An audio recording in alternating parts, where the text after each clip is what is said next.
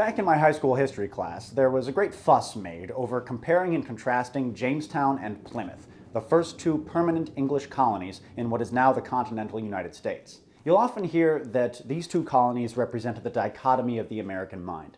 Jamestown on one hand, founded by capitalistic adventurers looking to make their fortune, and Plymouth on the other, founded by a religious minority persecuted back in the old country who were seeking a new home where they could worship freely. Some will even go so far as to say that Plymouth defined the culture of the North, and Jamestown defined the culture of the South, and that it was those differences, writ large, that would pit their descendants against one another more than 200 years later in a bloody American Civil War. Over the next however long this video is going to be, I'm going to examine the mythology surrounding these two colonies. Can we, as historians and students of history, confidently point to a single moment where American culture and identity started? Or is it just way too complicated to tell? Don't get me wrong, the founding of these two colonies were watershed moments in American history.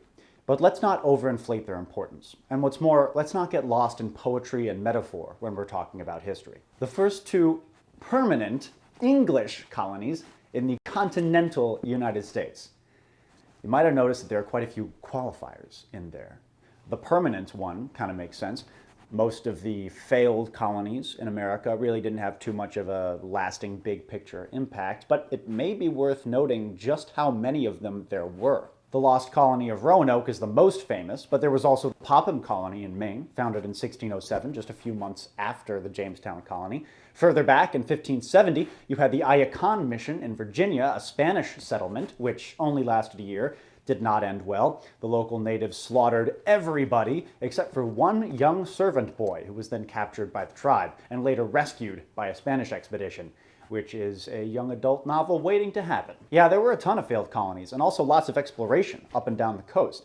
The Spanish and the Portuguese, they mapped that entire eastern seaboard from Florida to Maine way back in the early 16th century. In New England, they made contact with the Wampanoag and the Narragansett. In Virginia, they made contact with the Powhatan Confederacy. Then there's this idea, you see it in movies sometimes. The most egregious example is from that, in my opinion, pretty mediocre Terrence Malick movie, The New World, where English ships would show up at Jamestown or Plymouth and all the natives would be at the shore going, "What on earth is that?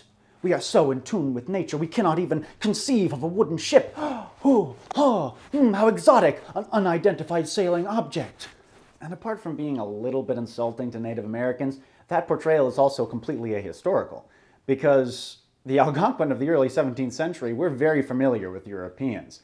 So were their grandparents, for that matter. No, they would have seen the Jamestown ships and been like, "Yo, so we need gunpowder, we needed that like yesterday, because, you know, we gotta kill this other tribe. Steel hatchets, fresh ones, freshly sharpened, that'd be awesome, and wool. Definitely need lots of wool. It's gonna be a cold winter, I think. Oh, I'm sorry? What do we have to trade in return? Oh, how about we don't kill you all when you get off the boat?" I seem to have gotten sidetracked there for a second. Oh, those pesky qualifiers, right? So it makes sense that America's hometown would be a permanent or continuously inhabited settlement, but why does it have to be in the continental United States? San Juan, Puerto Rico was founded way back in 1509. Ah yes, but Puerto Rico was in the Spanish Empire for a long time, and Jamestown and Plymouth is what opened the door for further colonization of what would become the 13 colonies, so okay, that makes sense. I guess that also disqualifies St. Augustine, Florida, founded in 1565.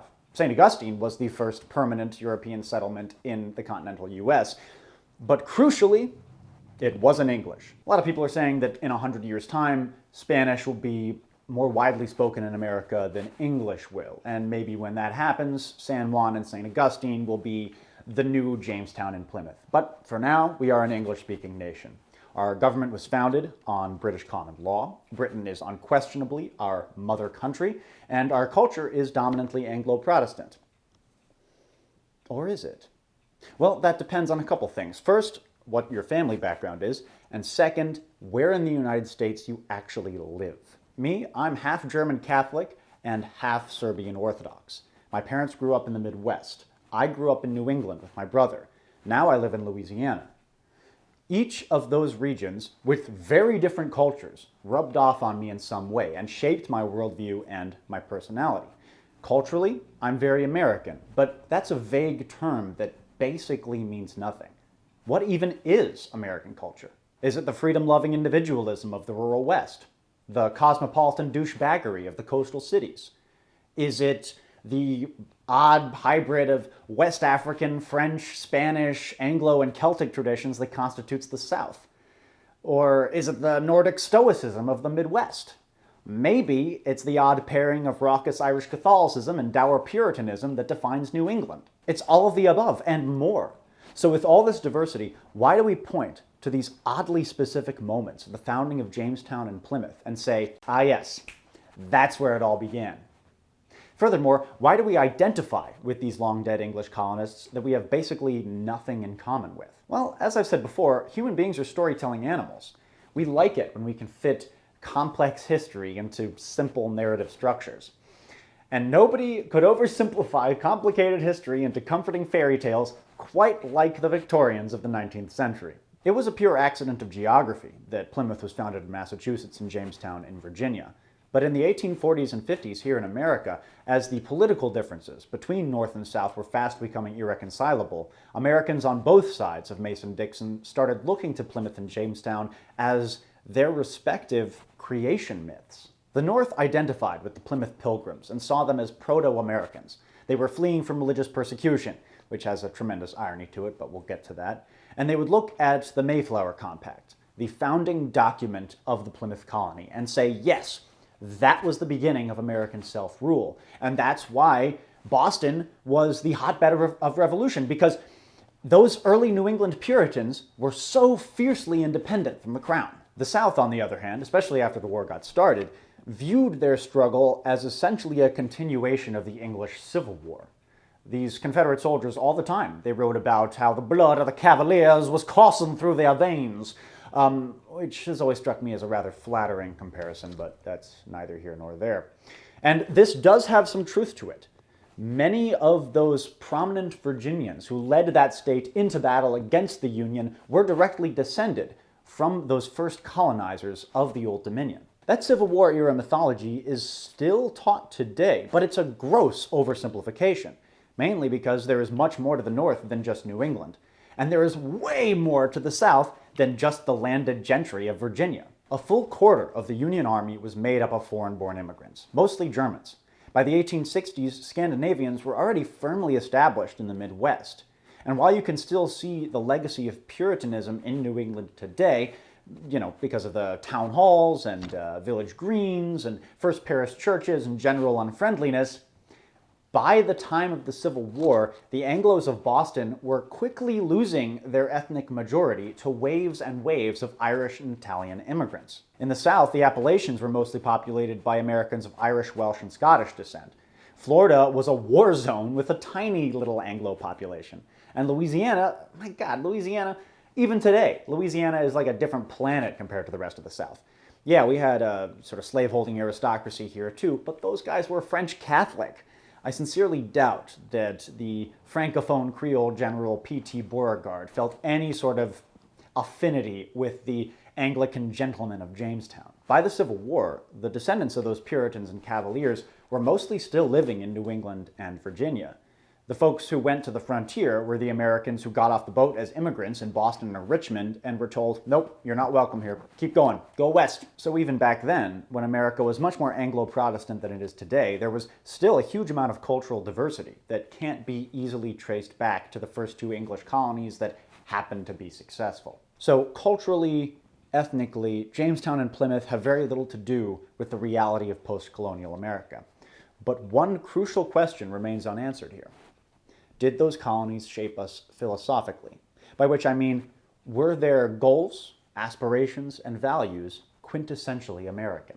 A lot of APUSH assignments, by design, take it for granted that the Pilgrims seeking religious liberty led directly to the First Amendment, and that the gold-hungry Jamestown colonists kick-started American capitalism. But that's a hastily drawn conclusion, and strikes me as way too easy and convenient. To understand why, we've got to just relinquish our big picture historical ideas for a second and focus on who these colonists were, not as mythological figures, but as human beings who actually lived and breathed. Let's start with Jamestown. Imagine yourself as a wealthy English nobleman in the early 17th century. You're energetic, young, A visionary, the Elon Musk of your day. Tobacco has a future, you tell your friends over drinks, and the best place to grow tobacco is the New World. Rival European nations have already had huge successes with colonial ventures. It's been almost 100 years since Cortez smashed the Aztecs, and the Spanish Empire is fucking huge. Literally the most powerful nation the world has ever seen by far.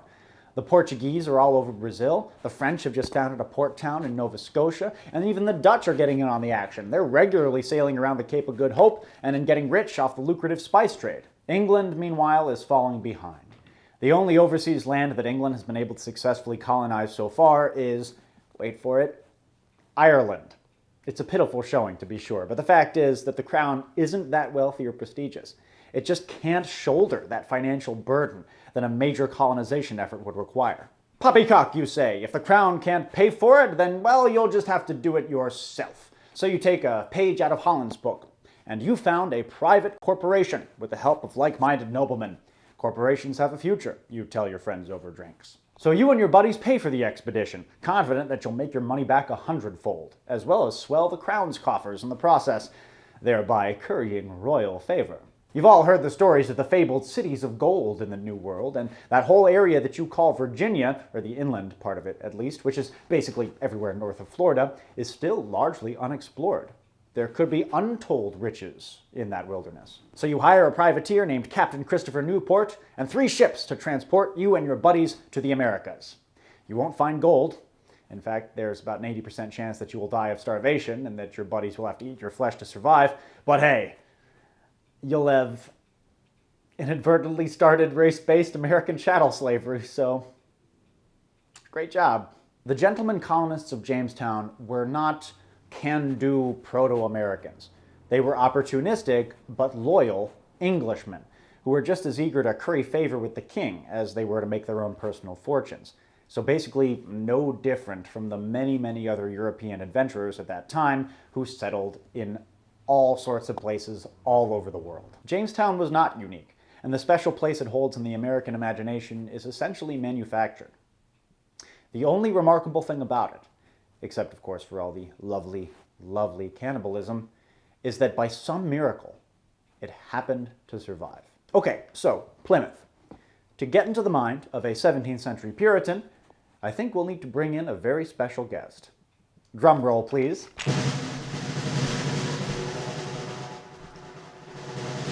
Says that infernal drumming! Thou art like to take me mind back to King Philip's War, when we heard the war drums of the savages resounding in the wood. Those unfortunates, not ensconced in the garrison house, were cruelly laid down, their thumbs broken, their brains bashed out, and their scalps taken, no doubt to adorn a pole in some heathen wigwam. I am the Witchfinder General of the colony of Massachusetts Bay. Today I shall be relating the motives of the godly families that founded Plymouth Colony. Were we seeking religious freedom? No, thou knave! We were seeking freedom from other religions. Foremost among them, the blasphemous and heretical so-called Church of England, with its popery and finery and prayer books. I say unto thee, the only prayer book a good Christian needs is the Holy Bible. Every man, woman, and good Christian child must needs forge their own relationship with Almighty God. There are those Puritans back in the old country who would reform the Church of England. Fie unto them, I say! We New England men are separatists. We believe that the Church is beyond fixing. The only way to live in a truly godly manner is to divorce ourselves entirely from that heretical Church. So we departed from England, though it was unlawful to do so by the decree of the king. But the laws of the king are not the laws of God, I say. And upon landing in the New World, we found it made to draft the Mayflower Compact. So we had it in writing that though we were forced to give perfunctory allegiance to the sodomite and degenerate King James, we would nonetheless have the power to draft our own acts, laws, and ordinances, the purpose being to create a new Jerusalem in the wilderness, away from papists, Quakers, Anglicans, and other such false Christians. Praise God! So saith the laws of Plymouth Colony. And as always, thou art a wretched sinner. utterly unworthy of God's love. A fountain of pollution is deep within thy nature, and thou livest as a winter tree, unprofitable, fit only to be hewn down and burned. Step thy life in prayer, and hope that God sees fit to show mercy on thy corrupted soul. Okay. Thank you, Witchfinder General. Jesus, that guy's intense. The Pilgrims weren't seeking religious freedom in the sense of the First Amendment.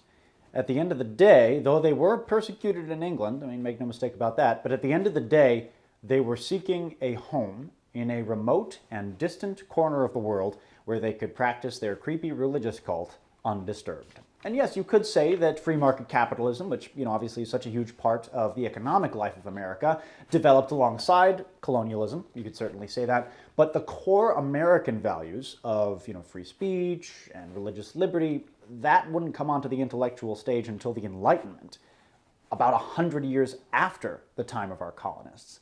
No, the first colonists were very much a product of Europe, and it would take time, a long time, before a uniquely American identity would develop. So where is America's hometown? Well, wherever it is, I don't think it's Jamestown or Plymouth. There was nothing uniquely American about those first colonists, and those freedom-loving qualities we project upon them are largely figments of our own patriotic imaginations. See you next time, folks.